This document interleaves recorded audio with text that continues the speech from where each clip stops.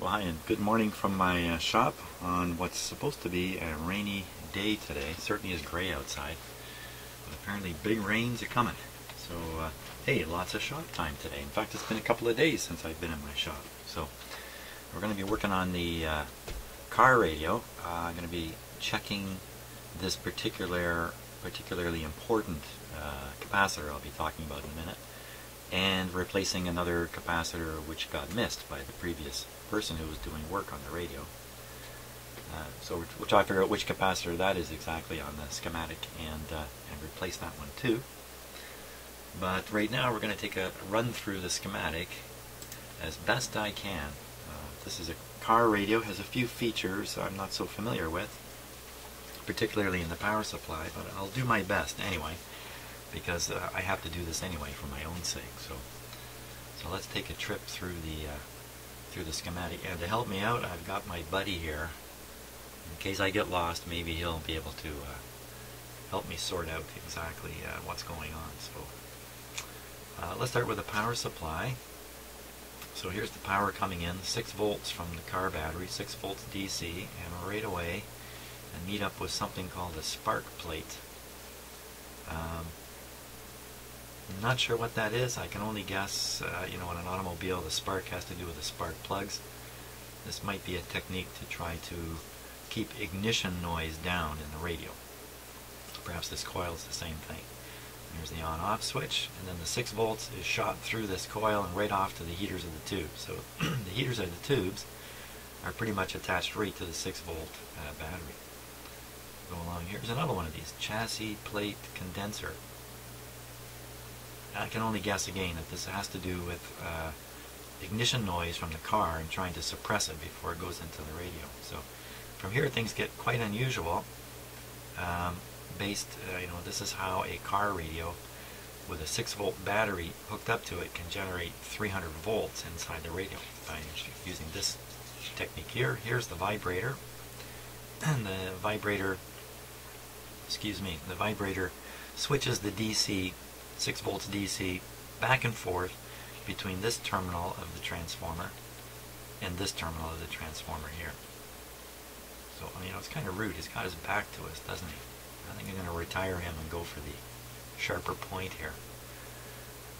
So with the vibrator operating, 6 volts here, then 6 volts here, then 6 volts here, and 6 volts here, back and forth, a little over 100 times a second. And that generates a pseudo alternating current voltage through the transformer, which allows the transformer to operate. Out the other side comes a very high voltage, 350, maybe even 400, I'm not exactly sure, but it's pretty high coming out of here. And right away we encounter the first really important capacitor, this one here. Now, because this isn't a smooth sine wave coming into the transformer, smoothly switching, it's chick, chick, chick, chick, chick, chick, back and forth, and this thing is actually breaking current. It's flowing in the circuit here. When it breaks the current, it causes this circuit to ring a little bit, or vibrate, or oscillate, whatever word you want to put on it. And that occurs at a pretty high frequency, and also, just as the current stops here, a gigantic voltage develops. And that voltage is transformed through the transformer and can appear here. So instead of getting a nice, a nice sine wave type output, you're getting something probably pretty scary looking in here, come to think of it. And in this are these gigantic high voltage peaks. This capacitor's job is to get rid of those peaks, to absorb the very high voltage spikes, maybe that's a good word for it, spikes that occur. So in the radio today, I hope to find this capacitor and verify that it's been changed. And I'm going to lay odds here. I'm betting all of 20 cents on this, that this capacitor was not changed in this radio. Well, we'll find out eventually. From there on, the radio is pretty typical of any radio. The power supply is what's very, very different. So the high voltage, the pseudo-alternating voltage is fed to a fairly typical, fed through a rectifier tube, and then the resulting choppy DC is fed through this filter system, and everything working right. What comes out here is maybe 300 volts or so of nice, clean DC voltage to run the rest of the radio. And off it goes straight to the output tubes, and I'm sure it finds its way throughout the radio. I just don't see it. Here we are. Here we are here. Right through here. So this is all high voltage here. I haven't colored this schematic up. That's going to make it a little bit more challenging. But so here's basically B plus for the rest of the radio, probably around 300 volts. I think I measured it. Quite high anyway. And it reaches the plates and screen grids, if there are any, in these tubes up here. Okay, so we'll leave the power supply. We'll take a look now from the antenna, and we'll follow the signal in. So here's the antenna, and the signal's coming along here. This is a filter, again, probably designed around ignition noise in the radio to try to knock it out. So it's probably a carefully selected values in here. Oh, it's got a tunable capacitor here too. So I'm not sure, but I think that's what this is. The signal comes in, goes up here, reaches the grid of this first tube. So this is an RF amplifier occurring before the mixer stage. Here's the mixer tube. So that makes this radio a pretty good radio. It's got a front end like this. It's not a weakly designed radio, I guess is what I want to say. The output from this tube comes out this plate circuit here. Let's follow it down. It's taken off here through this capacitor, fed through this thing here. I don't know what's going on here. These strange looking capacitors. There's another one over here with a plate and a plate in the middle. I've never seen something shown like this on a schematic before. And ultimately that signal, this is some kind of filtering here, I don't know what, it's fed up here, here, right to the grid of the oscillator. What's that? Modulator. Maybe they're calling this a modulator tube or something. I would call this the mixer tube myself. So there's a signal on that grid. Now there's another grid in this tube. This one, this one, this one. Okay, I'm going to get a little lost while I'm doing this. This one here, I think that says OG for oscillator grid. Yeah, this one is SG for screen grid. Sometimes SG means signal grid, and that's what confused me for a moment. So looking at this oscillator grid, down it comes. So here's the oscillator coils, and this is what enables the local oscillator frequency to be developed right in here. And then as we followed it before, it's applied to this grid. So we have two signals coming into this tube. One is the oscillator frequency, and the other one is the actual signal that we want to hear coming in here. Actually, there's quite a few radio signals coming into the tube at this point. Only one of them we're really interested in. So this tube mixes those signals. I'm not going to explain this stuff in detail. Mixes the signals, you get a difference, you get a sum voltage or a signal, and out comes a 262.5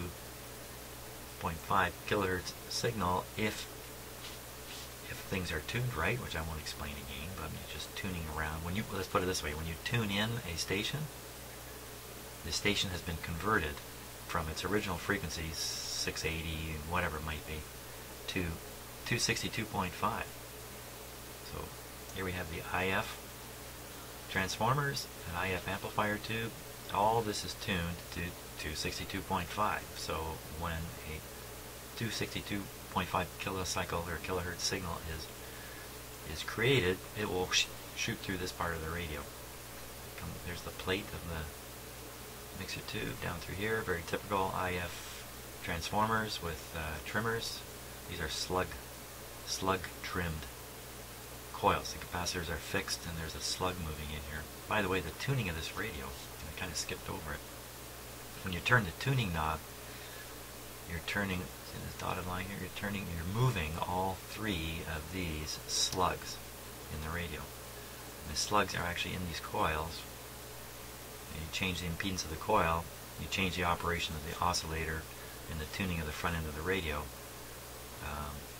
all at once. And you can actually see those in the radio here. Let me see if I can give a quick view of it, so I can spot the actual tuning stuff. And there they are there. You can see the slugs and the coils, or at least cans around the coils.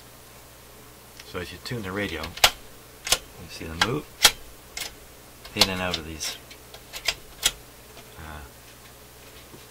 The slugs move in and out of the coils there. Okay, so sorry about skipping over that. So carrying on, the signal is boosted. This is the main booster, if you like, in the radio. At least at radio frequency, this guy is a very important tube. And out comes the signal. It comes out this way. Where's it going? Wow, okay, so it's working its way down into this. Let's see if we can really follow it here. Plate, plate, plate. Here's the plate. To here. It's the other side of the transformer out.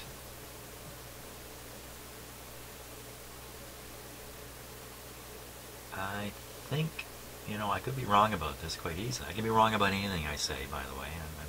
This is not a rehearsed video. None of them are. So I think it got me exactly what's going on here. But I think the signal's flowing into here. The 262.5, I think.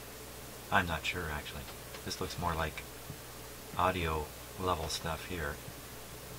Well, one way or another, the 262.5 is coming out into this tube, which is the detector tube. Somehow it's making its way there. This tube is then rectifying it, and that allows the music or sound signal to be recovered, if you like, which is then coming out. Here's the plate. There's a blocking capacitor there to stop the plate voltage, and there the audio would continue along right into the grid of this output tube.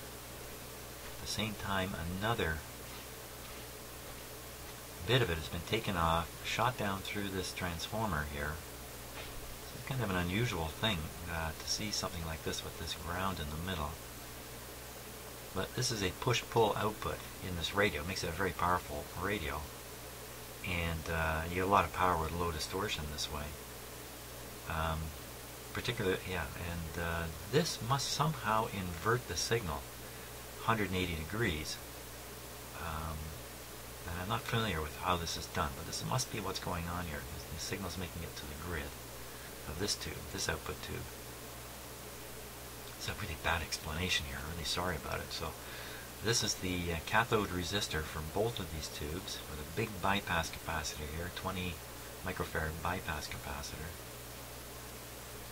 This is what sets up the bias on these output tubes. It's a resistor well worth checking, or to check the actual bias voltage on these output tubes, just to make sure that it's proper. Wrong bias, and these tubes will run way too hot and shorten their lives a lot. The output of these two guys is then fed out into this output transformer here.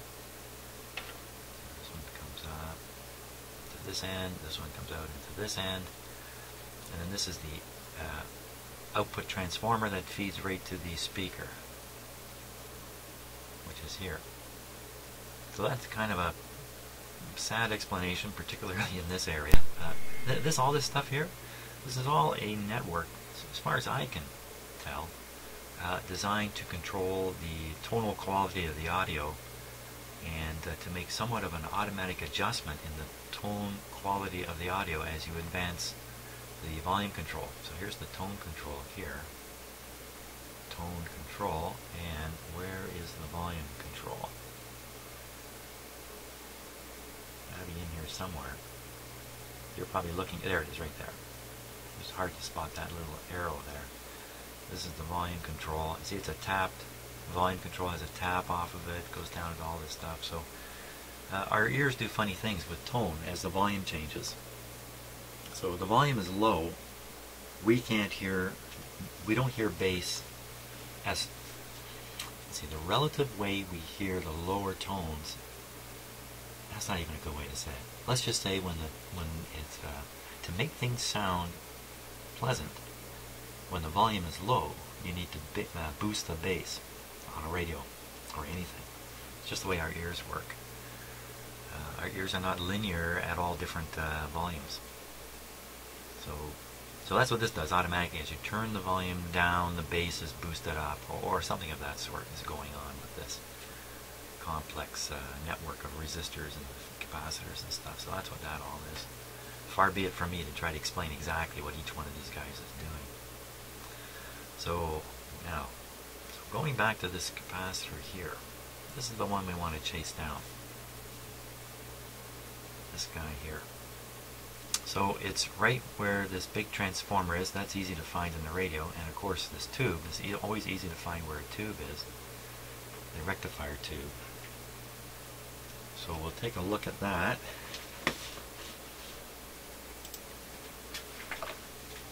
So the rectifier tube is just right in here. Just under here. You can't see it, but it's down under there. Okay, so the base of the tube must be underneath this plate. Oop, let's get this right.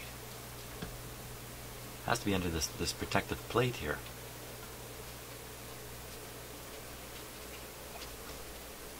It's kind of odd. This wire is tucked in here very tight. Well, I suspect the capacitor we're after is under this plate. So I think we're going to have to take it off and see what we can see there as I find my tool of choice. I think it probably got no attention from the last repair person. I'm guessing he never looked under this plate. And that's just a guess. I don't really know. We'll get a little bit of a surprise here, maybe.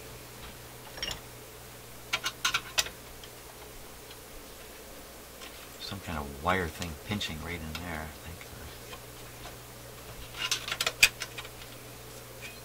Oh, quite a few parts in there. There's that capacitor right there. Okay, so let's take a look at that capacitor, and you know what? I think this has been changed out. I think this has been changed out because it also matches these two, which have been changed. I'm sure there's some cover there. I'm sure it's been changed. So hats off to the guy who did the work. Now, what's that say there? 1.6. This is 4N7 and then 1.6K. So I think the 1.6 is the voltage rating. So it's a very highly rated capacitor. Well, it's the same as these. These also have the same rating. 1.6K 13X. So and there's actually two capacitors in series here. Okay, so thumbs up on that. That's been done.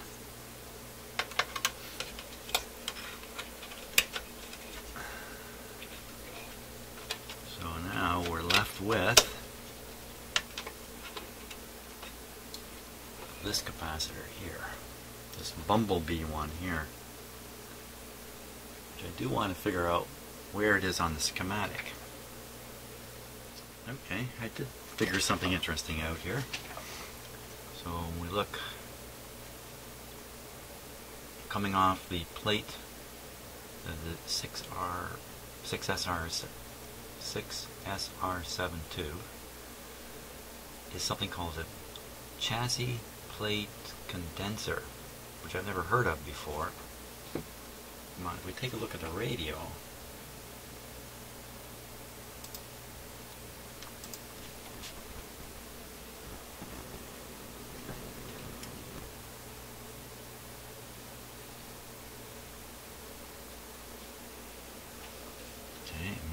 this is the 6SR7 tube here. Go pin 1, 2, 3, 4, 5, 6 right here. And there's a wire coming from this pin, pin 6, which is the plate, comes right up, ties to this lug here, which normally is connected straight to the chassis. In fact, it's usually a piece of the chassis bent up. But not in the chassis plate condenser. It has to be that. Very interesting. Okay, so now we know exactly where we are in the schematic, no doubt about it. Let's go back and just keep following that a little bit further. So this connection from the capacitor in question to what I thought was a ground point is actually this connection right here. So this wire somewhere connects to the capacitor in question. The other side of the capacitor doesn't head to this tube, it heads to one of the controls. Here you are, right to one of the controls. So this has to be at 0.027. And that guy's definitely worth changing. He's got plate voltage on one side and a tone control on the other. There's no way you want this to be leaking. And that particular type of capacitor is known to leak. So now we got the value, we know where it is in the schematic. I am emboldened to cut it out of there. Of course, we're going to give them a test too when we're done.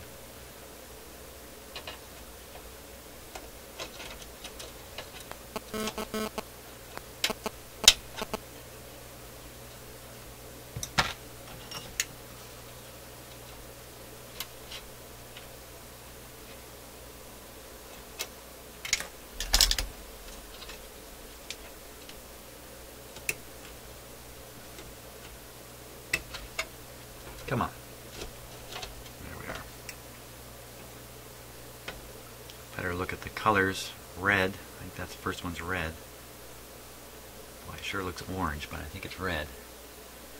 Red, something orange. Red is a 2. 2 is the start of 27, so I think it all adds up properly.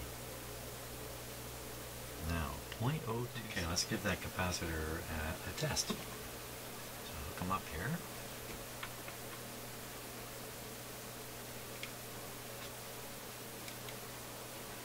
Go. Switch this on, give it a moment to warm up. We'll see how the magic eye comes out here on video.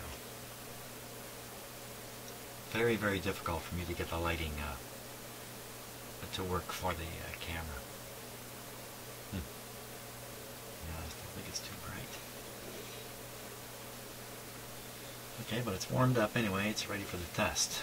So, here we go. Leakage test here. Yeah, you can kind of see the eye in the camera. The eye is open now. Wow, okay, so what a good capacitor does that. Swoosh. The eye basically stays open. Closes just for a moment. This one, 25 volts. Hold still, everybody. It's a dud. Wow, so this was among the leakiest of capacitors that I tested. Now, I have a couple more here that I think I may have overlooked testing on previous radios. So, just because I happen to have it here ready to go, let's do these two. So, 0.05. 25 volt leakage test. Not very good. 150 volt test, I'm sure it'll just show that it leaks. Yeah. Nice looking capacitor. Doesn't work well. So here's your old waxed up paper capacitor here. Okay, 25 volts. Here we go. Not bad. 150. Not bad. 250. Still quite good. It's a big voltage now, 450. Look at that. Wow. So this capacitor is testing in almost like new condition, 0.02. So we'll find out if it really is 0.02. So 0.02 is going to be right here, right there. Look at that. So it's just about dead on. Just about dead on 0.02. So there you go. I can't remember which radio this one came out of, but I think I know which one it was.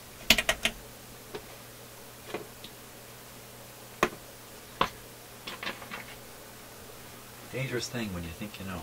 Okay, so that's a few capacitors tested. Good thing I changed out that changed this one out of the car radio.